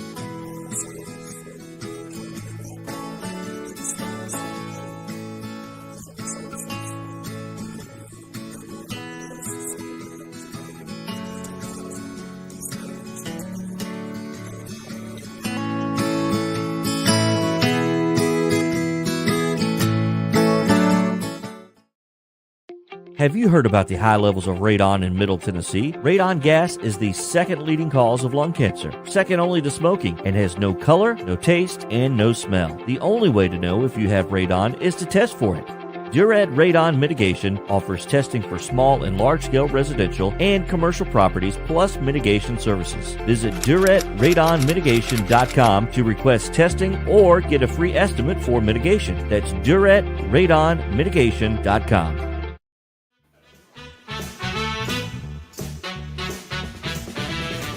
Oh, this is going to be fun. In just a moment, you'll meet the executive director of the college football playoff. Watson, as you know, that's Bill Hancock, and he has broken new ground. He is the only guest, and I believe he will be the only one this week, who brought food for me. That's big. He knows how to get close to your heart, bud. Hey, Watson. Absolutely. Watson, Hey, Bill. I promised him some bacon wrapped shrimp, but they had no bacon wrapped shrimp. So what he got was a spring roll and a little taco. Let me tell you something. Having had no lunch, it was really good. So how many of these have you done today? 7, not very many. Not too many. No. Okay. And George and I were talking before, Watson, you know how these kind of things go. It's like a little bit like a family reunion or a class reunion where you get to see old friends, and we got cut off by the pandemic and didn't see people for a while. And just, it's good to be back together. So I'm going to ask a dumb question here. You have all these schools now that have sports administration degrees and young people that want to get into this business. How in the world did you become the executive director of the playoff? A lot of people made mistakes. That's a great answer. I started off as an SID, a student SID in my college days, because I needed a job. Had no idea what I wanted to do in my life. And this job, I heard about it, and you could be a student worker in the sports information office. And I signed up and they hired me, and I thought, this is great. I would pay them, but they turned out to pay me. Sure. So I came up through the SID world, and then I got to be director of the NCAA Final Four, men's Final Four, and then CFP people came calling, BCS people came calling back in 2005, and here I am talking to you guys. And is You deal with a lot of controversy, is this number right? Is that number right? But is the job fun? Yeah, the job is fun. I came up in operations and putting on games and taking care of teams, and now we have people on our staff to do that, and I'm kind of the politics guy. But it's still fun. I have the best job in America. I mean, think about it. I live, eat, and breathe college football every day, 24/7. There's no better job than that, except maybe yours, George. Really? Keep going. I want to hear this. This will be good. No, I love what I do. I'm just lucky. So before that, you brought up the Final Four, and that tournament has been blessed with some incredible years. When you look back at the Valvano upset of Houston and Villanova beating Georgetown, and I'm just curious, in the years that you were involved in it, what is your greatest memory? As far as a game goes, it was probably Princeton UCLA when Princeton backdoored the defending champion, almost to the end. What I loved was working in different cities. We had 14 different cities every year, and they were all new. So I got to be as familiar with Albany as I am with Spokane, as I am with Albuquerque, New Orleans, and Tampa. So we don't have that in football. That's probably the thing I miss the most about not working with a tournament anymore. I know we're going to get to the football here, and a lot of this I'm going to let Watson do. But I was surprised a year ago when I heard, okay, we're going to go from 4 all the way up to 12. How did that number first come out? And is that what the delay is all about of expanding, is that 12 is too many too quick? Well, first of all, for the listeners, they need to remember that we do have 4 more years with the current contract. And this 4-team event's been terrific. But it was time to look and think about expanding. And I'm caught by that because others have said the same thing, as if it's too big of a jump between 4 to 12. And I didn't really understand that until I started hearing it from other people. But the problem with 8, well, and goodness gracious, we talked about 60 some alternatives when the working group was coming up with its recommendation, including 8. And a problem with 8 with some conference champions was you would only have a couple of at-large berths, whereas now we have 4. And it just didn't feel right to go backwards in the number of at-large spots. So that, as much as anything, that led us to the recommendation for 12, where you have 6 conference champions and then 6 at-large. Do you think we get to 12 at some point? From hearing the commissioners talk about it, yes. Everybody feels like expansion needs to happen, at least in the commissioners' room when they're talking to each other. And I suspect that 12 will be the number. I heard Greg say today that he'd be okay with 8, Greg Sankey, as long as they were the best 8 with no spots for any conference champions. And I don't know whether that can carry the day or not. But I suspect eventually in the next contract we'll be at more than 4. If if we were to stay at 4, I think the public would not be accepting of that. As I said, the 4's been great, but people want more football. It's incredible. Gosh, think about our product is football. And if we were making widgets and people wanted more widgets, we'd be thrilled. And we should be thrilled that people want more football. Amen. Watson's up in Cookeville, where he grew up. And Watson, I hope I've given you a pretty good amount of time. You go wherever you want to go. Bill, it's good to see you. First thing I want to throw out to let you think back is it's how far we have come. I mean, back in 6 and 7, I can remember being with you in those BCS meetings, and we're just talking about bowl games. I mean, and I'm the AD at UAB, and I'm representing Conference USA with Britain in the group of 5, and I know you remember that. Yeah. It's unbelievable, Bill. And you've been right there in the middle of every bit of this.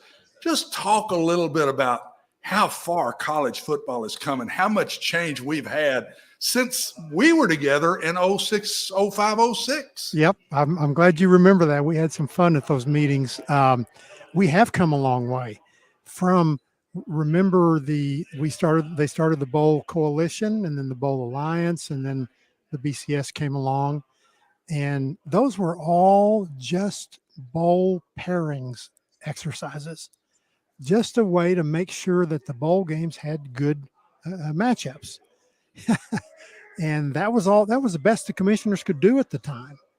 And how about this, Watson? It's been 30 years since we had the old bowl system where each bowl invited whoever they wanted to. 30 years. It takes a long time to turn this battleship. And but when it turns, it begins to turn. And I always hope it turns in a good direction. Well, and I think it is. Everything has been for the betterment of college football to me, Bill. And you're, as I say, I don't know if there's any one person that's been right in the middle of all of this, as everything has happened. And it's coming to a point now where we do need to expand. And I'm a football coach saying that. I just think we need the better teams playing each other at the end of the year. It happens in basketball. I know it's a lot easier in basketball. The physicality of this game makes it tougher. When you all are together, I know one of the big questions is always, how many games can these kids handle?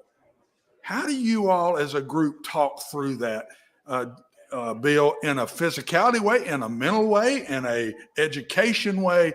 How many games can these kids handle? Because to me, that's where it's got to start. Well, that is where it starts almost every conversation. And the fact is that there aren't many more games for most teams. 2 will play more and 4 will play one more game, but it's not like it's a wholesale amount of new games for everybody. And you'll be interested in this. One of the things that our group is doing is, look at the extra games, but also let's look at the 365-day calendar for college football. Let's look at spring practice dates. Let's look at reporting dates in July. Let's look at how everything fits in with academics. And I think it's smart to take a step back and say, okay, there would be another game or 2 more in the playoff, but what about the whole year? And you followed this too, I know, Watson, about potential rule changes to eliminate some of the contact, some of the collisions. If you can eliminate 10 plays a game, well, pretty soon you've eliminated a game worth of collisions out of the season. And I think that's healthy. I will say this. Everybody has an opinion about this, and coaches generally have their opinions, and they're not even unanimous on it. ADs are not unanimous, but we are going to have to we being the commissioners and the presidents who we work for, are going to have to step back and make some hard decisions about what is good for the game in general.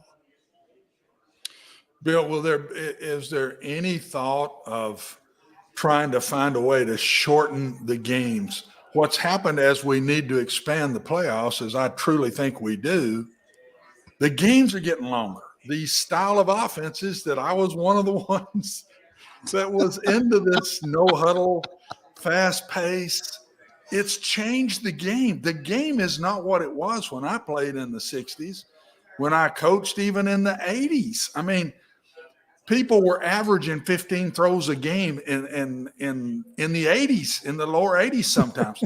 And now the number of plays, Bill, has gone from 60-something all the way to the probably average in the 80s. And I mean, there's a lot of games in the 90s.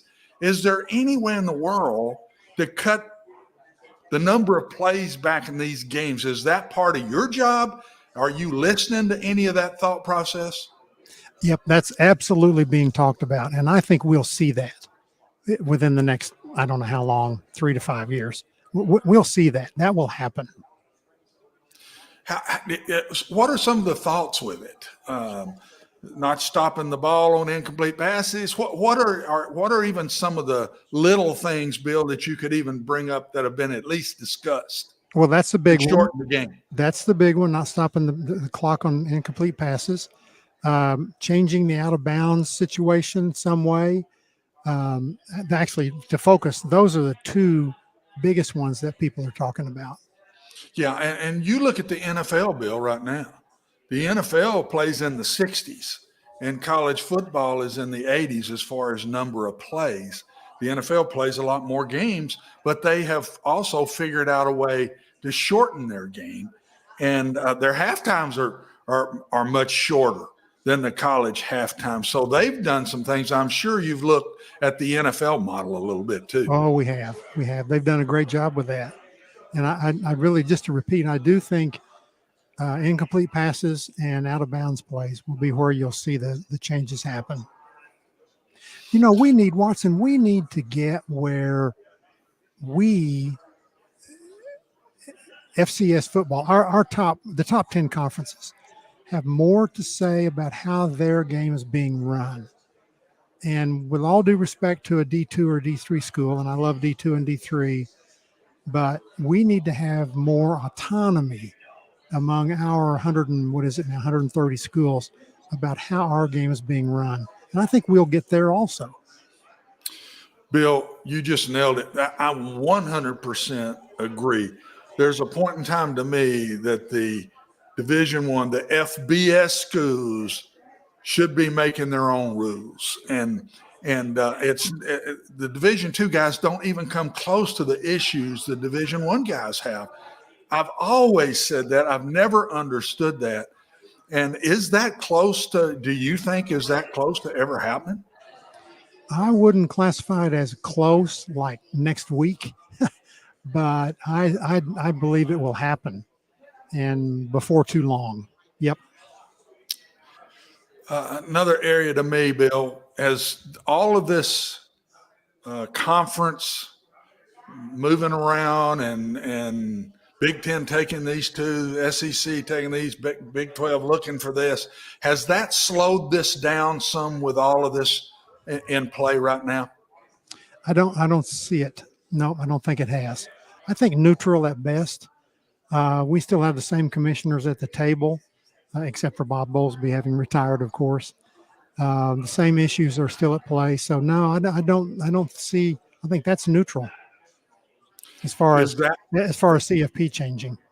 Yeah, Bill, is that why maybe some of these bigger conferences, as they grow in schools, if I'm them, I would 100% want to expand the playoffs because there's going to be some really good football teams all the way down 5, 6, 7, 8 deep in possibly the SEC and the Big Ten. So if I'm them, I would be pushing for expanding the playoffs big time. Well, Greg Sankey's made his position on it real clear since last summer. He thought 12 was the right number, and he thought the breakdown of 6 conference champions and 6 at larges was the right number. We'll see if we can get there. Watson, I think we got to let him go in just a second, but I want to toss one last thing out there. Why have you want some more tacos? They weren't bad. They were really good. So feel free to bring some more. Why have you not written a book? You've got all these experiences. There's a book waiting to happen. People like Watson and I have been around so many remarkable, funny, smart people. And I think you'll agree, Watson, if we had only written down about half the stories that we've heard and witnessed, we could write books and do pretty well. And as I said earlier, George, not to just pat him on the back here, but he's been right in the middle of all this since I've been around, and I was around for 40 years. So Bill's been right in the middle of all of this. Yeah, I think Watson and I are about the same age. Are you 71?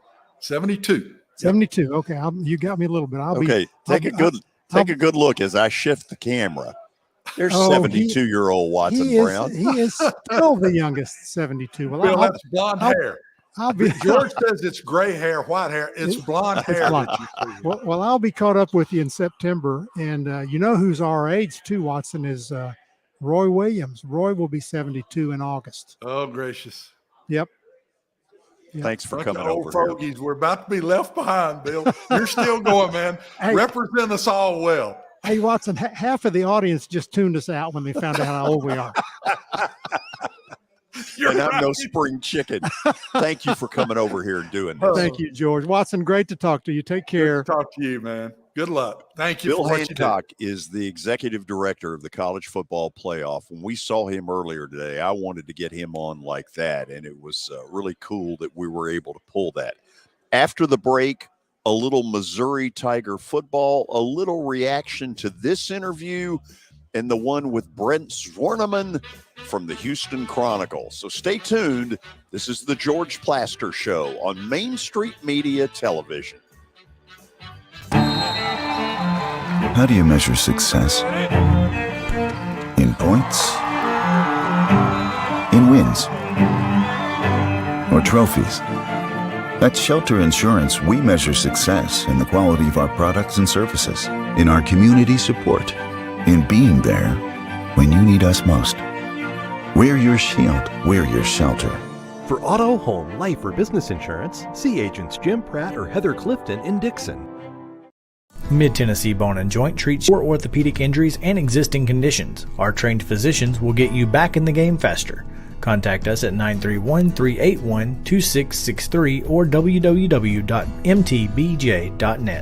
Don't overpay for your next home entertainment system. Visit the folks that have been selling, installing, and repairing TVs, stereos, and more for the last 40 years. Denton's, the TV store in Dixon, has the largest selection of high-end TVs on display. Denton specializes in professionally designed unique TV, audio, and video systems for the whole house, man cave, or outdoor space. Stop by in the Dixon Plaza across from Kroger or call 615-446-2222. Denton's, the TV store. It's in the name. At Redbird Realty, we are committed to providing you with the highest quality service in not only finding your cherished home, but also a wise investment. With over 27 years experience in the real estate industry, we offer high quality service and we treat our clients the way that we would like to be treated. When you're ready, we would appreciate the opportunity to learn more about your real estate needs and answer any questions you may have. Call us at 615-476-2879. 615-476-2879. With 14 locations across Tennessee, family-owned Fast Stop Markets knows you need simple. The one-stop shop for fuel, food, and more now offers Fast Stop Perks, an easy-to-sign-up rewards program that turns your purchases into points that you can spend like cash. You can also win prizes, join clubs, and save big. Get your Fast Stop Perks card at checkout or download the Fast Stop Perks app to start earning your points today. Fast Stop Markets, keeping you moving. C&K Forklift Repair understands that a non-working forklift puts a hold on your team's ability to do its job. Our certified technicians work quickly and efficiently 24 hours a day to repair and provide maintenance on your forklift using only high-quality replacement parts. With over 15 years experience, C&K Forklift Repair also provides training and instruction for forklift operators covering all of Middle Tennessee, Southern Kentucky, and Northern Alabama. Give us a call, 615-651-2735. State Farm Agency Micah Blunt is proud to bring you live coverage from SEC Media Days. Micah was born and raised in Tennessee and takes pride in providing the highest degree of protection for all customers. State Farm offers auto, home, and life insurance at the price you can afford. Located in Dixon, Tennessee, like a good neighbor, State Farm is there. Give Micah and his team a call today to help with all of your insurance needs. Serving all of Tennessee, call 615-229-2999. That's 615-229-2999.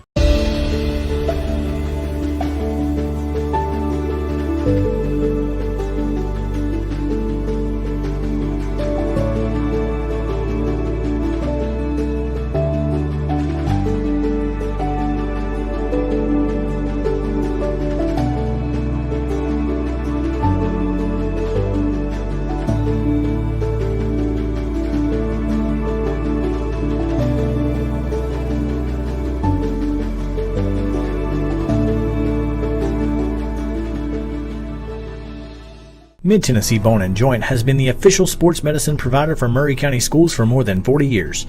We specialize in orthopedic injuries, and our Ortho Quick walk-in service lets you bypass the ER. Visit us online at www.mtbj.net.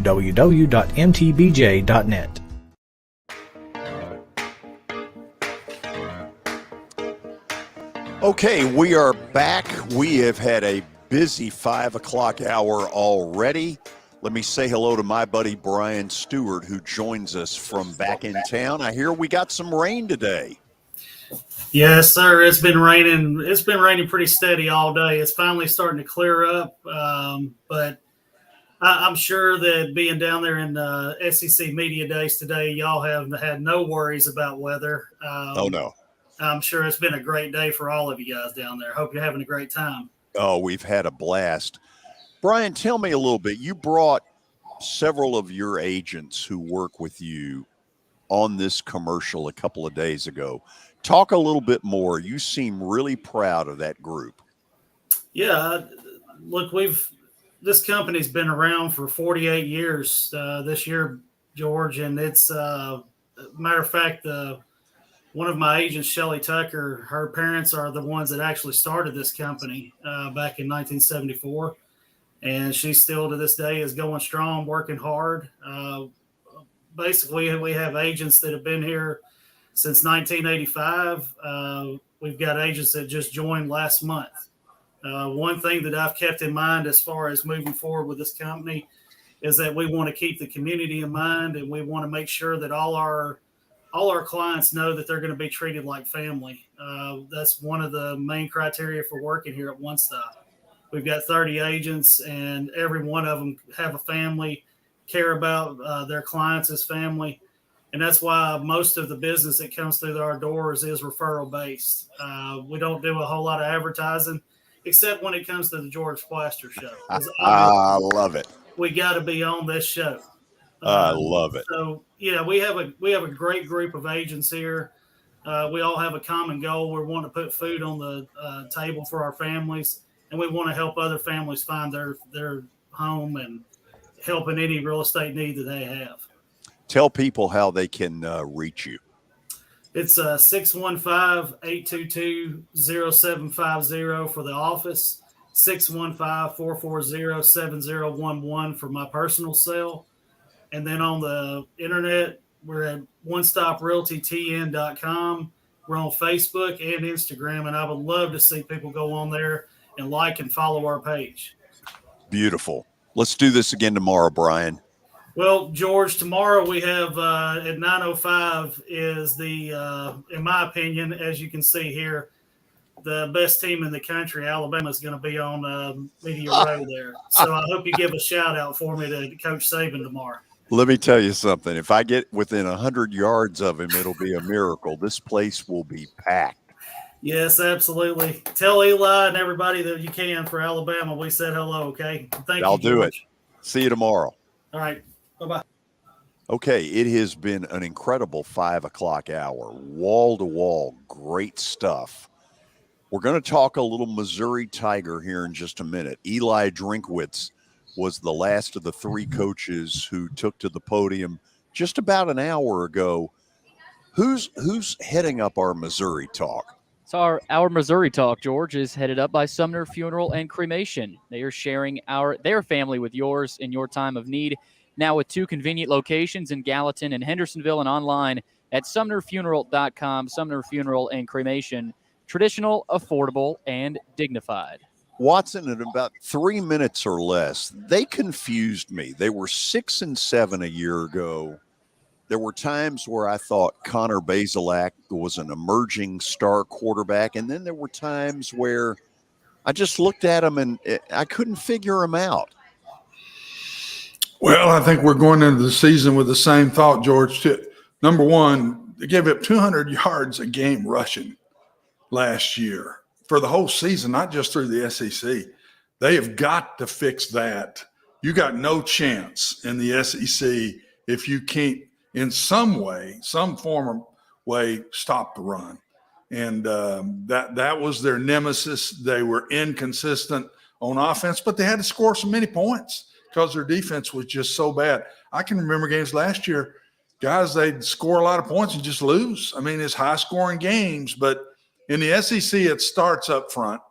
I've always said, going to be good in the SEC, starts with the quarterback, then it goes to the offense, defensive lines, and then maybe a little bit into the receiver cornerbacks. But the OLDL, the way they played last year is especially the defensive line, it's not near good enough to compete in the SEC. Let's roll up their schedule if we can. Give me a thumbs up if we can do that. And you'll see early that they've got a very favorable non-conference. La Tech, they should win.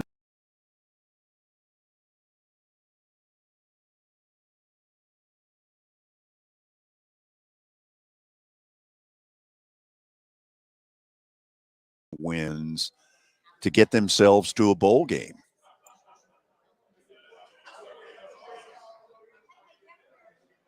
Got to go to Kansas State. I'm not sure how smart that game was. But I don't know. I think the goal would be to get to 6.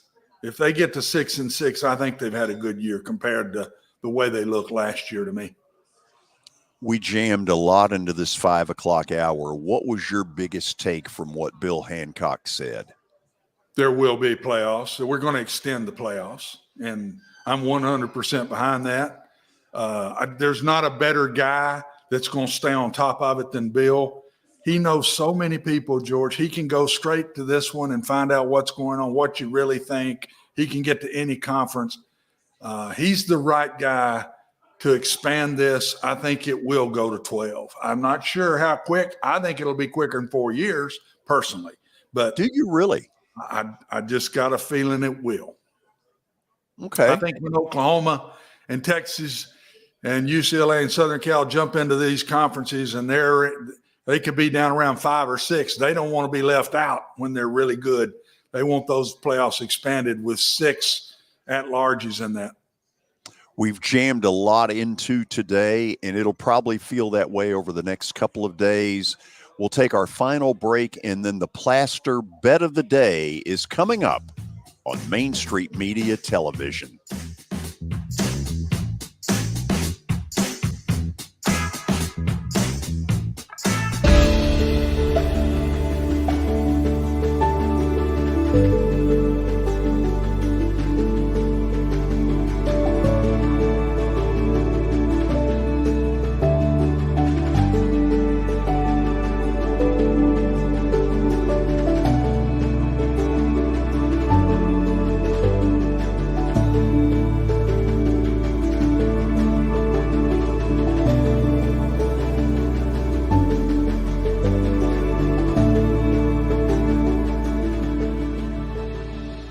Mid-Tennessee Bone & Joint has been the official sports medicine provider for Maury County Schools for more than 40 years. We specialize in orthopedic injuries, and our Ortho Quick walk-in service lets you bypass the ER. Visit us online at www.mtbj.net. How do you measure success? In points? In wins? Or trophies? At Shelter Insurance, we measure success in the quality of our products and services, in our community support, in being there when you need us most. We're your shield, we're your shelter. For auto, home, life, or business insurance, see agents Jim Pratt or Heather Clifton in Dixon. At Porter Brothers LLC, we look forward to discussing your plans, resolving concerns, and making improvements to the comfort, health, and efficiency of your home. With the right system operating at its best, you save money, better enjoy the living environment, and increase the value of your investment. We handle all makes and models for seasonal HVAC maintenance and repairs and offer free estimates on replacements. Call us today at 615-446-8067, 615-446-8067.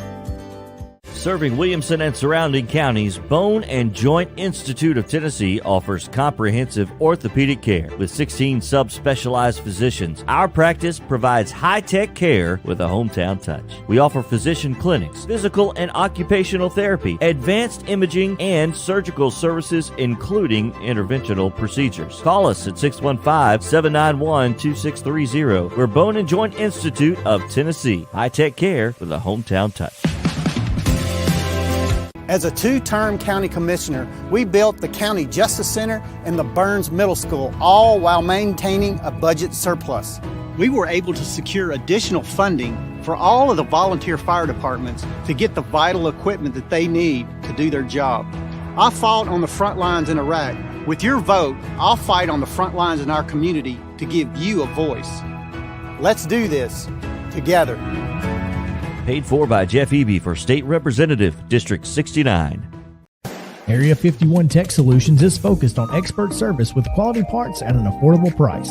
Their passion is custom-built gaming desktop computers, virtual reality setups, and gadgets, but they also specialize in servicing and repairing all major brands of electronics, including computers, tablets, cell phones, HD TVs, and game consoles. Based in Dixon, they service Middle Tennessee from Clarksville to Murfreesboro and Portland to Columbia. Call them today at 615-379-8113 or visit area51tex.com. When you think about buying a new or pre-owned car, you might immediately feel anxious about pushy sales staff and being forced into a decision that might not be the right one for you. Our team at Steve Jones Automotive in Dixon is nothing like that. We want to help you find the perfect car, not just the first car you test drive. When you visit our dealership, you'll also see the pricing up front without having to haggle or ask for a special discount. We want to earn your business for life. Come experience the progressive car buying experience with no pressure at Steve Jones Automotive in Dixon, Tennessee, just a short drive from Nashville and the surrounding area. Founded in 2005, Pamela Witt, First Lending Solutions, has a reputation of consistently offering the lowest possible rates and, above all, providing outstanding customer service. Pamela Witt, First Lending Solutions, takes pride in treating our clients with honesty and integrity. We provide excellent service and experience you can trust for all your mortgage needs, proudly serving all of Tennessee. Apply today. Call Pamela Witt, First Lending Solutions, 858-518-1506, or online at www.firstlendingonline.com. NMLS number 314276, ID 135932. We are back. Let's close out the show, Billy, in style. George, are we ready for the bet of the day presented by Bart Durham Injury Law as we work to get it up on the screen here? Let's first see your results, George. Whatever. Last week, 2-3. Not awful. You lost your last two of the week. You got hot there Tuesday and Wednesday, but we'll see if you can bounce back and kind of regain your form tonight. So here it is. Your bet of the day. Home Run Derby tonight. Yeah, listen, Pete Alonso has won this thing 2 years in a row. He opens his first round matchup is against Ronald Acuna from the Atlanta Braves. You would figure I'd be all over Acuna. But Watson, the fact of the matter is Acuna has been struggling in recent weeks, and I think Alonso just seems to be the guy that knows how to hit all these homers without running out of steam. And a lot of the good hitters are exhausted by the time it's over. He seems to have figured this out. I say three-peats. I agree with you. If you got to pick one, how do you not pick him? I mean, he does. Toward the end, he seems to be the strongest guy every year to me. Listen, thank you for running point back in Cookeville, because this has been crazy. We jammed a lot of info into day one. I feel good about that, but we didn't leave ourselves a lot of time to talk. We'll get more into that tomorrow. Sound good? All right, guys. Good to see y'all. Take care, Watson. Hey, I want to thank our slew of guests today. I mean, you get Bill Hancock and Brent Zwerneman and Matt Moscona. Man, we had a full plate indeed. Tomorrow, looking forward to more of this. Thanks to the sponsors who brought us here. This is really a tremendous story that we've been able to pull this off in week number 2 of our existence. We'll continue our broadcasting tomorrow from the College Football Hall of Fame down here in Atlanta. Hope you'll join us. See you tomorrow as we talk football. Main Street Media, live from SEC Media Days in Atlanta, is presented by Shelter Insurance of Dixon and Jim Pratt and Heather Clifton. Shelter Insurance. We're your shield. We're your shelter. And in part by Bone and Joint Institute of Tennessee, Steve Jones Chrysler Dodge Jeep Ram Fiat, Jeff Eby for State Representative, Red Bird Realty, Porter Brothers HVAC LLC, Area 51 Tech Solutions, Micah Blunt State Farm Agency, Middle Tennessee Bone and Joint, Denton's The TV Store, Fast Stop Markets of Middle Tennessee, C&K Forklift Service and Repair, First Lending Solutions and Pam Witt, and by the Roxy 8 Theater of Dixon.